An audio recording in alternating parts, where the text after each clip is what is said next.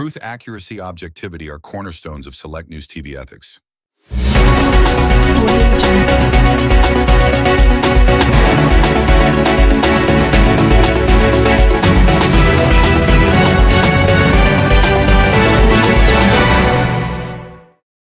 Video तो एक तरह से भारत अक्षरधाम, तो भारत ये मैसेज देने की कोशिश कर रहा है कि ये जो तमाम आतंकी हमले थे, भारत की संसद पर हमला, अक्षरधाम मंदिर पर जो हमला हुआ था 2002 में, मुंबई अटैक 2008, इन सब का हिसाब किताब जो है भारत ने किया। तो ये जो तमाम सीरीज दिखा रहा है कि भारत ने ये कौन कौन से आतंकी, जो उड़ी अटैक 2016, जो आतंकी वारदात थी, जो आतंकी तंजीमें थी जो इसको घटना को अंजाम दे रही थी, पुलवामा अटैक 2019,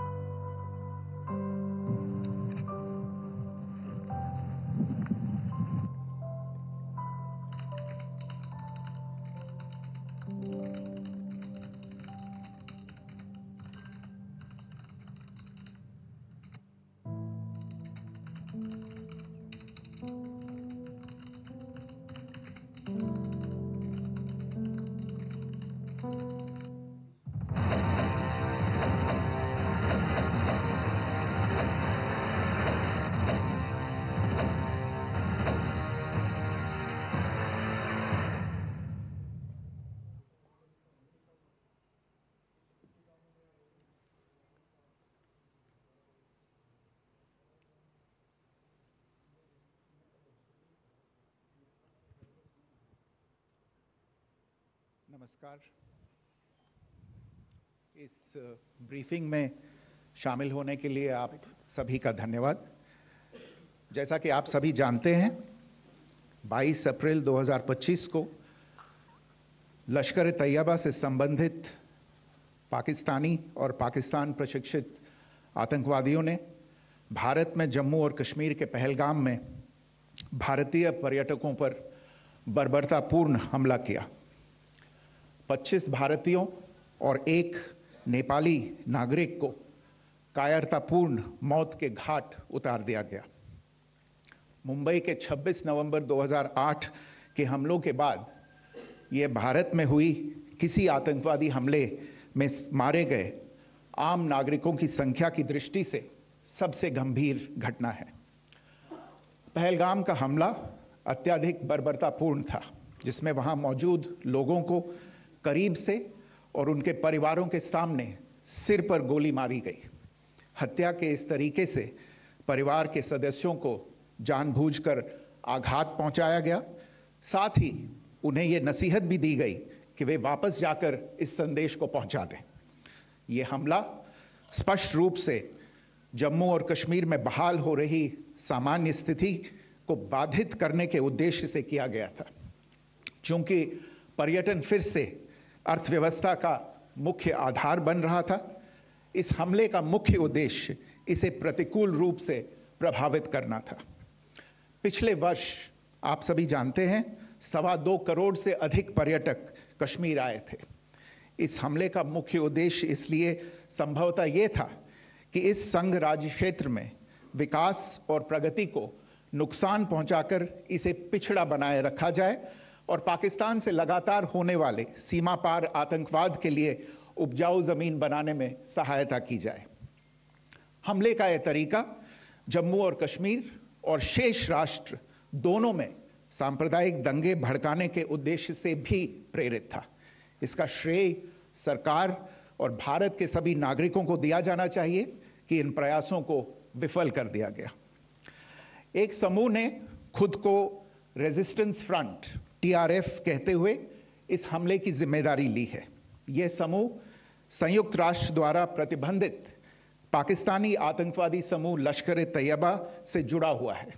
यह उल्लेखनीय है कि भारत ने मई और नवंबर 2024 में संयुक्त राष्ट्र की 1267 कमेटी की सैंक्शंस मॉनिटरिंग टीम को अर्धवार्षिक रिपोर्ट प्रस्तुत की थी, जिसमें TRF के बारे में साफ इनपुट दिए गए थे।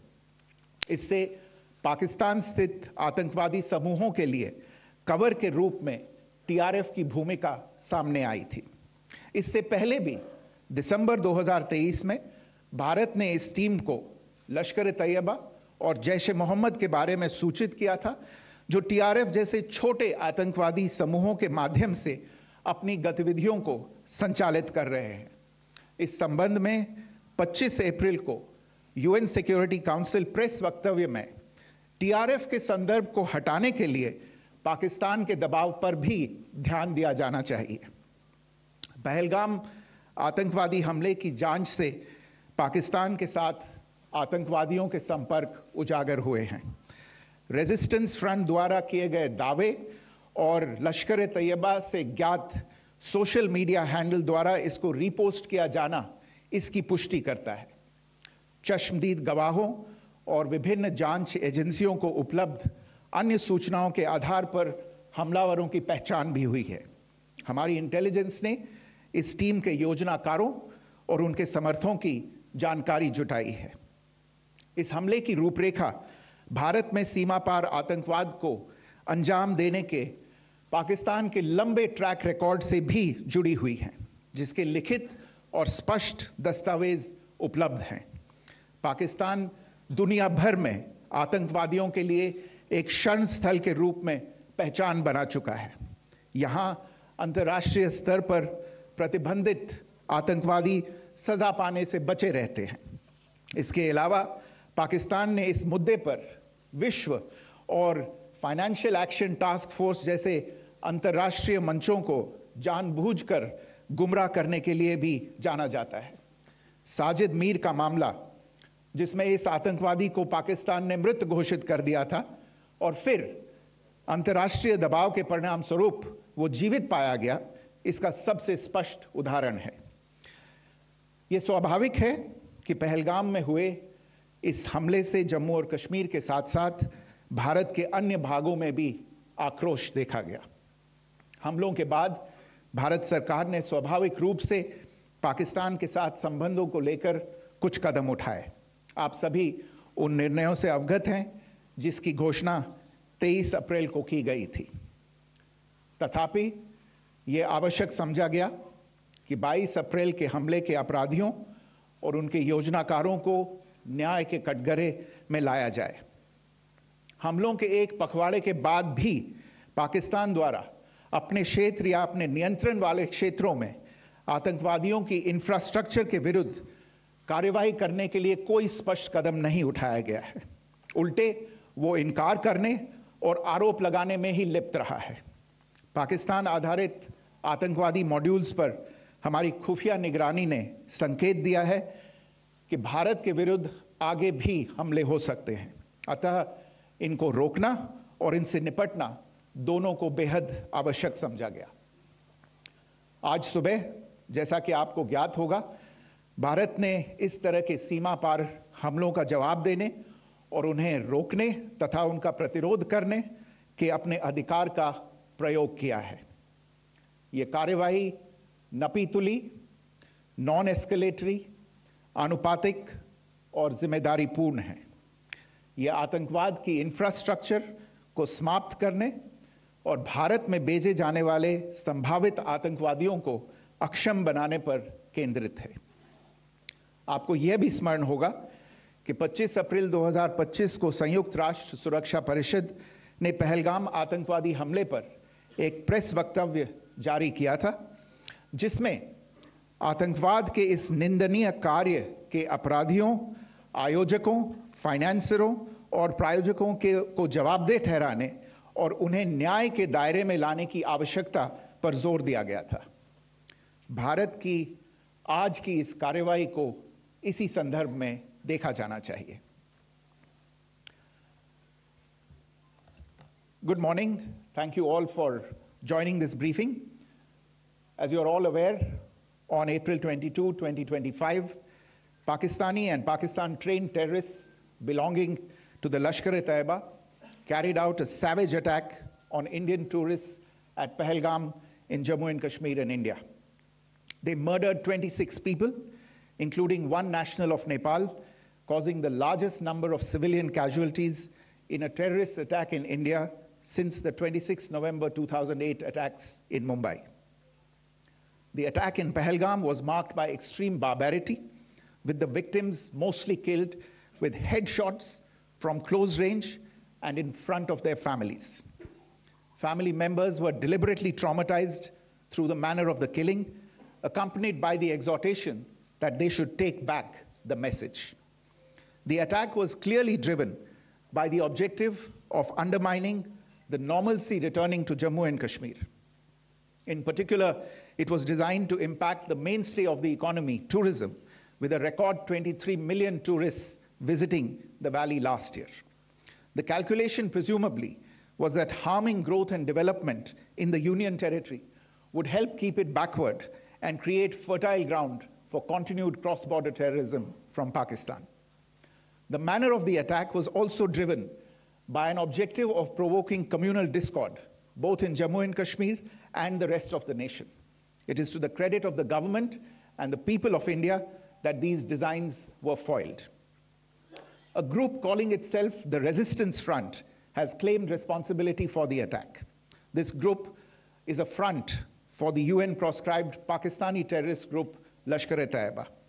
It is notable that India had given inputs about the TRF in the half-yearly report to the monitoring team of the UN's 1267 Sanctions Committee in May and November 2024, bringing out its role as a cover for Pakistan-based terrorist groups. Earlier too, in December 2023, India had informed the monitoring team about Lashkar and Jaish-e-Mohammed operating through small terror groups such as the TRF. Pakistan's pressure to remove references to TRF in the April 25 UN Security Council press statement is notable in this regard. Investigations into the Pahalgam terror attack have brought out the communication notes of terrorists in and to Pakistan. The claims made by the Resistance Front and their reposting by known social media handles of the Lashkar-e-Taiba speak for themselves. Identification of the attackers based on eyewitness accounts as well as other information available to law enforcement agencies has also progressed. Our intelligence has developed an accurate picture of the planners and backers of this team. The features of this attack also tie in with Pakistan's long track record of perpetrating cross-border terrorism in India, which is well documented and beyond question. Pakistan also has a well-deserved reputation as a haven for terrorists from around the world, with internationally proscribed terrorists enjoying impunity there. In addition, Pakistan has been known to willfully mislead the world and international forums, such as the Financial Action Task Force, on this issue. The Sajid Mir case, in which this terrorist was declared dead, and then, in response to international pressure, brought back to life, found alive and arrested, is the most glaring example.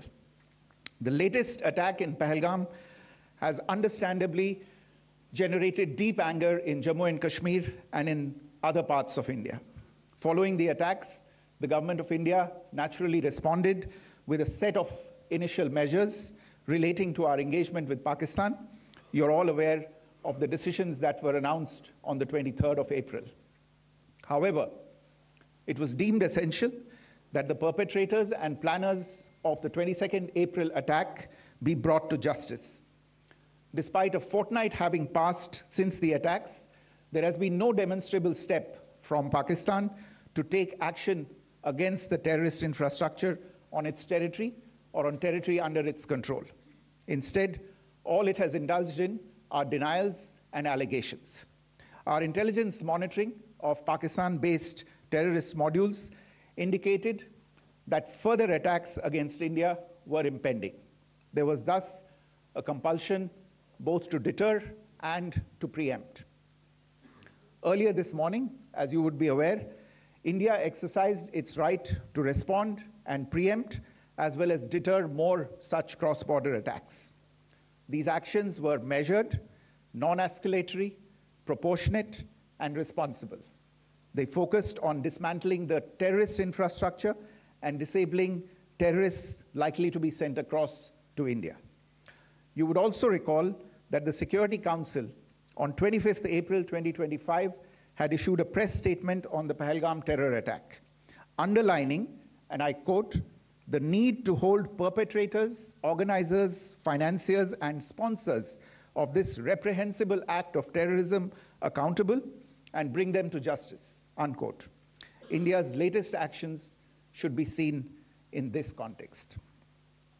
Joining me for this briefing on our actions earlier this morning are Colonel Sophia Qureshi and Wing Commander Vyomika Singh. I will request them to share some details regarding Operation Sindoor with all of you.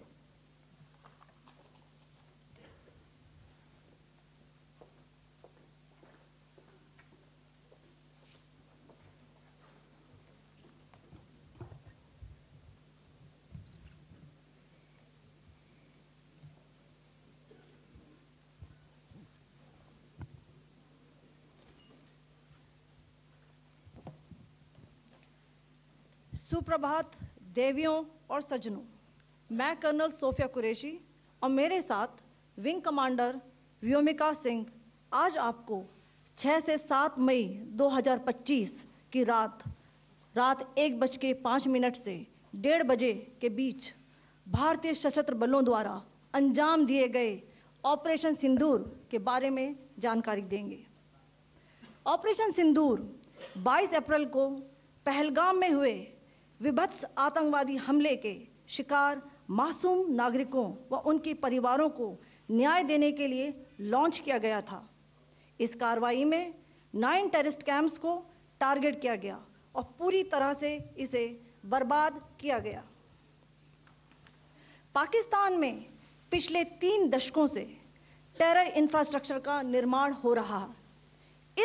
इसमें recruitment, indoctrination centres, training areas व launch pad शामिल थे, जो पाकिस्तान और पाक अधिकृत Jammu Kashmir POJK दोनों में फैले हैं। Operation Sindoor was launched by Indian Armed Forces to deliver justice to the victims of Pahalgam terror attack and their families. 9 terrorist camps were targeted and successfully destroyed. Over the last 3 decades, Pakistan has systematically built terror infrastructure. It is a complex web of recruitment and indoctrination centers, training areas for initial and refresher courses, and launch pads for handlers.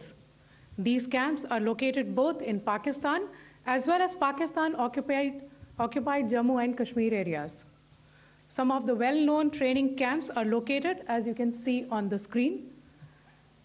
They are distributed from Savai Nala in the north, counting to approximately 21, ending at Bhagalpur to the south.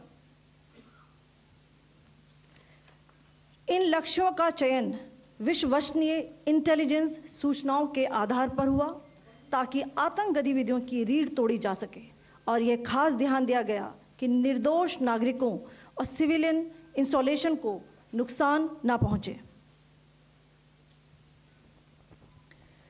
The selection of these targets for Operation Sindoor was based on credible intelligence inputs and role of these facilities in perpetrating the terror activities. The locations were so selected to avoid damage to civilian infrastructures and loss of any civilian lives.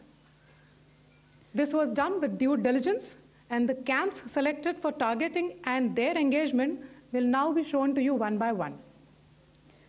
POJK के targets मैं आपको बताना चाहूंगी। सबसे पहले सवाई नाला camp Muzaffarabad, जो कि POJK के लाइन ऑफ कंट्रोल से 30 किलोमीटर दूर है। यह एक लश्कर तौयबा का ट्रेनिंग सेंटर था। 20 अक्टूबर 2024 सोनमर्ग, 24 अक्टूबर 24 गुलमर्ग, 22 अप्रैल 2025 पहलगाम, इन हमलों के आतंकियों ने यहीं से प्रशिक्षण लिया था। सैयदना बिलाल कैंप मुजफ्फराबाद, यह एक जैश ए मोहम्मद का स्टेजिंग एरिया है। यह हथियार, विस्फोटक और जंगल सर्वाइवल ट्रेनिंग का केंद्र भी था। गुलपुर कैंप कोटली, यह LOC से 30 किलोमीटर दूर था। लश्कर ए तौयबा का बेस था, जो रजौरी पुंछ में सक्रिय था। 20 अप्रैल 2023 को पुंछ में और 9 जून 2024 को तीर्थ यात्रियों के बस हमले में यहीं से आतंकी को ट्रेन किया गया था।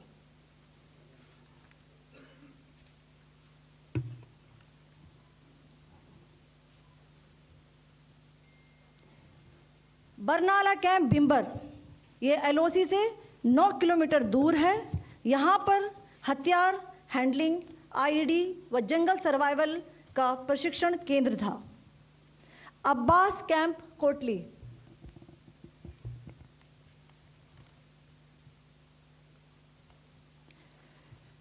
यह एलओसी से 13 किलोमीटर दूर है। लश्कर तौयबा का फिदाइन यहां तैयार होता था। इसकी कैपेसिटी 15 टेररिस्ट को ट्रेन करने की थी।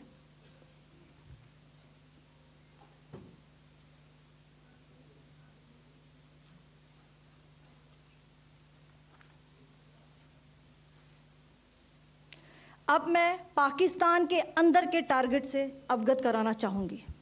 पहला, सर्जल कैंप सियालकोट।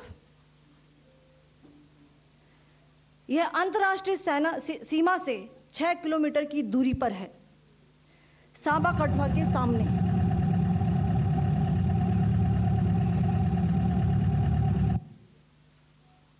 मार्च 2025 में जम्मू एंड कश्मीर पुलिस के 4 जवानों की जो हत्या की गई थी, उन आतंकवादियों को इसी जगह पर ट्रेन किया गया था।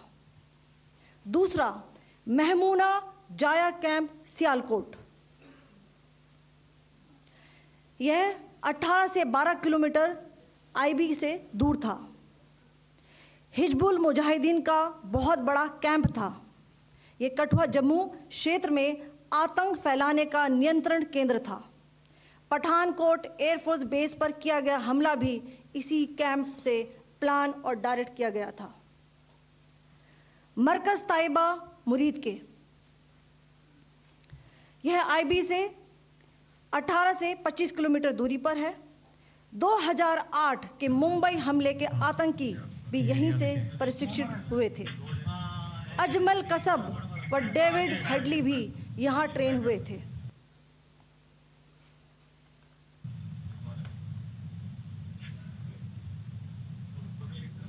आगे दूसरा आया।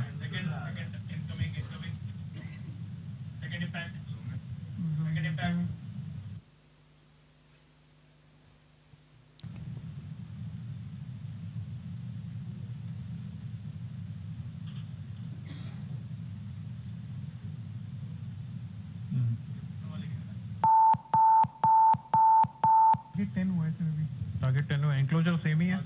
7 it is hit the target. हाँ हाँ।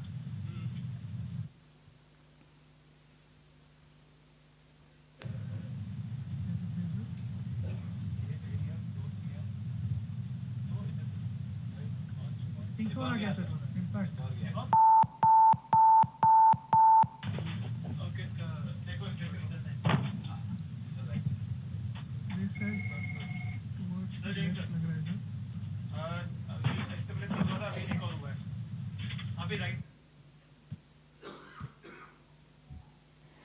मरकज सुभान अल्लाह भावलपुर, यह इंटरनेशनल बाउंड्री से 100 किलोमीटर दूर है। जैश ए मोहम्मद का मुख्यालय था। यहां पर रिक्रूटमेंट, ट्रेनिंग व इंडॉक्ट्रिनेशन का केंद्र भी था। शीर्ष आतंकी अक्सर यहां आते थे। मैं आप सबको बताना चाहती हूं कि किसी भी सैन्य ठिकाने का निशाना नहीं बनाया गया और अभी तक किसी तरह की नागरिक क्षति की रिपोर्ट नहीं है। धन्यवाद। जय Hind. The strike on the terror camps were undertaken through precision capability, as shown to you. A niche technology weapons with careful selection of warheads was ensured so that there will be no collateral damage. The point of impact in each of the target was a specific building or a group of buildings. All the targets were neutralized with clinical efficiency, and the results reiterate the professionalism of the Indian Armed Forces in the planning and execution of their operations. No military establishments were targeted. India has demonstrated considerable restraint in its response. However, it must be said that the Indian Armed Forces are fully prepared to respond to Pakistani misadventures, if any, that will escalate the situation. Jai Hind, and thank you very much.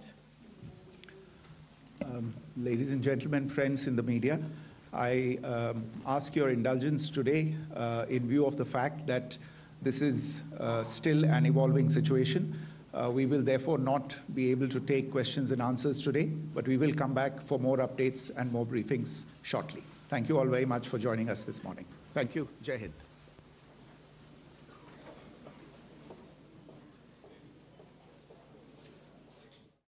Truth, accuracy, objectivity are cornerstones of Select News TV ethics.